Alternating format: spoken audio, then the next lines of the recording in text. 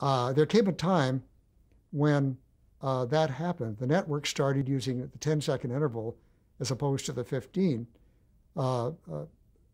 Lawrence was a very determined person. He liked to do things his way. And he had set up his program and had been doing this for a long time, for 15 minutes. And when Klaus called him and told him that we were going to the 10-minute circle, he said, no way.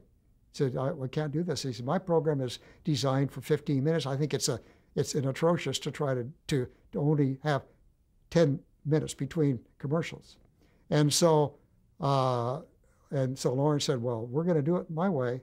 And Klaus says, well, you better be careful because we're doing it our way. We're going to commercials every 10 minutes. And so the director, I was caught in the middle.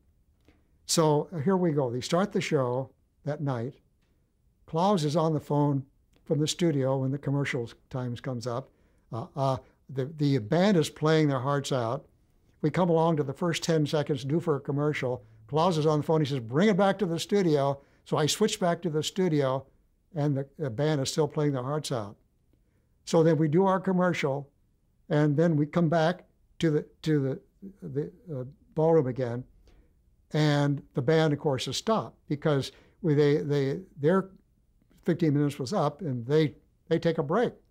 Well, when we come back, all I have is people just looking in the air and things like that.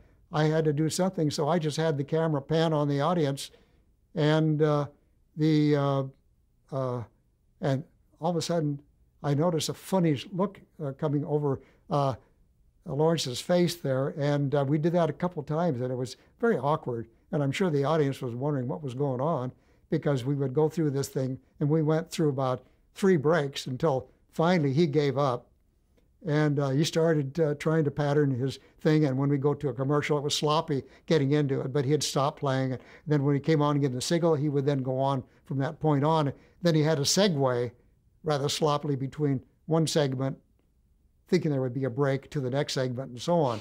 So at that point, I must say that after the show, his champagne lady was a person by the name of Roberta Lynn. I'm sure a lot of people know who I'm talking about. She was a lovely lady that was his songstress.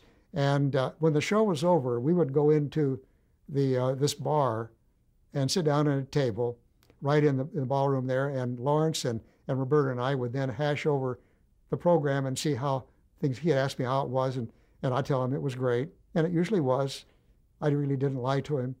And so then, and that's the way it was. But that night, after that, we went through that terrible hassle of the 10-second in between commercials.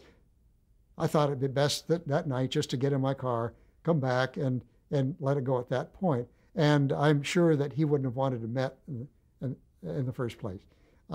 After that, we continued meeting, and I never heard a word about anything about the 10-minute commercials. He programmed himself for 10 minutes in between from that point on. He was a good sport, and he went along with it, and we never heard anything more about it.